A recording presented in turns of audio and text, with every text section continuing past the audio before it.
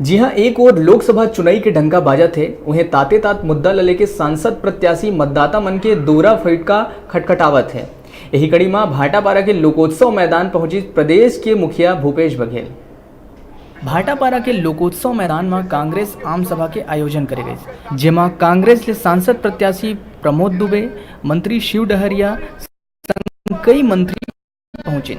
सबले पहली भाटापारा में व्यापारी मन के बैठक गुरुकुल स्कूल प्रांगण में ले गई।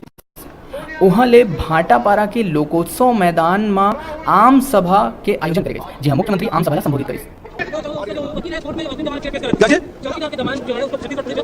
लेकिन उसका वकील जो है कोर्ट में अग्रिम जमानत पेश करेगा। छत्तीसगढ़ पुलिस वाले डॉक्टर रमन सिंह अपने आप को चौकीदार लिखना शुरू कर दिया है, तो उसको कम से कम अपने दिमाग को प्रस्तुत करना चाहिए।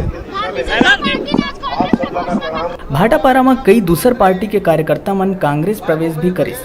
भाटापारा ले डिजिटल रिपोर्टर कोमल शर्मा की रिपोर्ट।